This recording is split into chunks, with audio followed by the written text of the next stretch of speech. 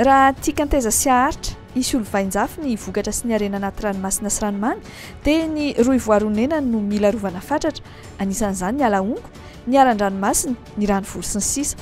Rehefa voary ny fonenan'ny hazan-drano isan-karazany dia sady afaka mitombo fahizay izy ireny no afaka manome taranaka ka sady tsy ho ringana no tsy ho fongana. Afaka mivelona tsara araka izany ireo mpanjony madinika.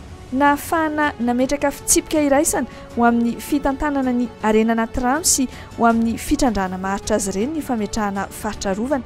Faritra rovana an-dranomasina 220 no efa napetraka teto Madagasikara.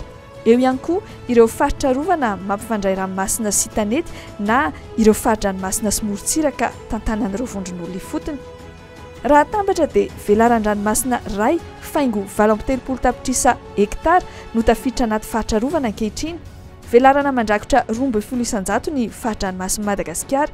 Eo ihany koa ireo faritra rovana mitahiry faritra mando miisa 220. Teknika mpanjonoana sy fitaovam-panjonoana miaro ny fahafahan'ny harena anaty rano mitombo sy miroborobo no ampiasaina any amin'ireny faritra rovana ireny.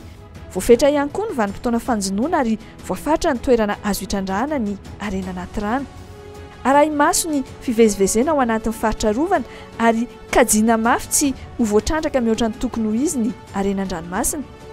Arovana amin'ny fitrandrahana sy fahampitehana ihany koa ny alaongo izay toerana ahafahan'ny hazan-dranomasina mitombo sy mivelona. Tafiditra anaty programa mpiarovana matetika ny tetikasa fametrahana asa fivelomana mifameno amin'ny fitrandrahana ny vokatra anaty ranomasina ahafahan'ireo mponina mampidi-bola rehefa mikatona ny jono.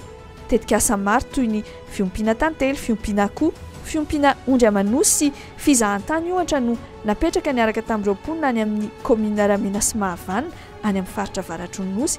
Ny tanjona dia ny ampiena ny fitrandrahana miopampana ao amin'ny elo-dranona Ambodivahibe izay isan'ireo faritra-dranomasina rovana.